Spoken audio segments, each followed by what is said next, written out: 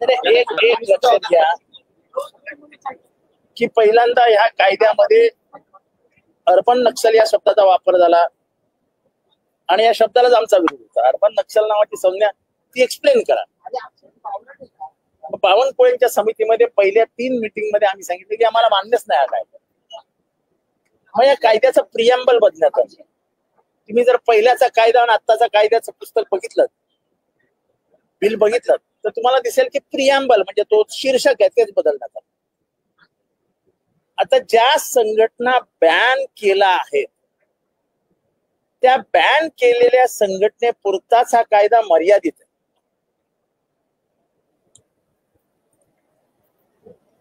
आता आपण एखाद्या इंडिव्हिज्युअलचं उदाहरण घेऊ. स्टँडअप कॉमेडियनच्या मागे लागणार, त्याला हा कायदा लागू होणार नाही. ते करताना हे राज्य सरकार पोलिसी राज्यासारखं वागतं.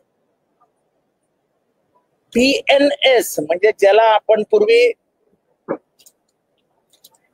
307 302चं PNS झालं, काय ते भारतीय न्याय संहिता वगैरे जे काय केली त्यांनी, त्याच्या माध्यमातून तोडून मोडून पोलिसांचा वापर करून ताब्यात घेतात.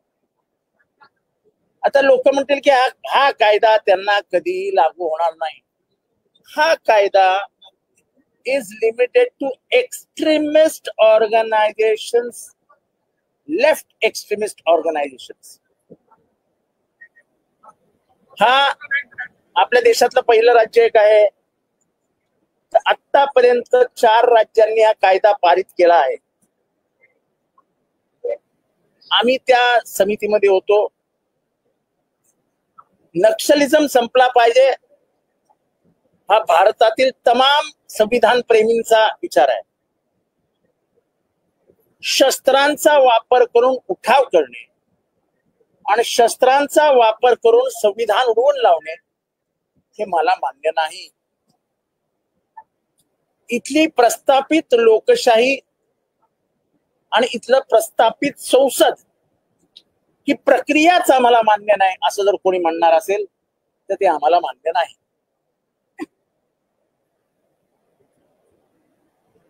त्यामुळे ह्या कायद्याचा पूर्ण अभ्यास करून याच्यात जे जे बदल आम्ही सुचवले ते सगळे बदल सरकारने मान्य केले. आणि मला वाटतं की ह्या कायद्याचा वैयक्तिक स्वरूपास कोणाविरुद्धही गैरवापर होऊ शकणार नाही. सर, मंगळवारी त्याच्यावर गुन्हा नोंदवला जाणार नाही. सत्तेमध्ये असलेल्या एकही आमदारावरती मर्डरचा गुन्हा असलेल्या माणसाला लपवतात तर कानफडत मारलेल्या माणसावर गुन्हा घेतील. तुम्ही सावध राहा.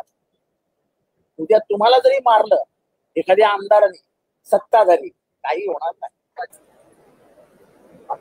मला नाही वाटत की जे संजय राऊतांना समजतं ते समजणे आहेत का माझे सोर्सेस तगडे नाही. संभाजीनगरमध्ये माझाने एक इन्व्हेस्टिगेशन केले आणि धनगर योजनेचे पैसे मिळवण्यासाठी अधिकाऱ्यांना पैसे द्यावे लागत असा खुलासा समोर आलेला.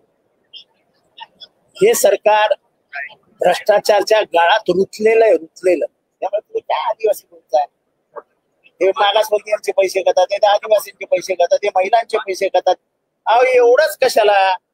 महाराष्ट्रातल्या जेवढ्या अनाथ मुलांच्या शाळा आहेत, 4 वर्ष त्या अनाथ मुलांना अनुदानच मिळाले. ज्यांना आईबाप नाही त्यांच्या शाळा यांच्याकडे आईबाप म्हणून बघतात. आईबाप पैसे देत नाहीत, जेवायला देत नाहीत, खायलाही देत नाहीत, खायलाही देत नाहीत. काय करायचं?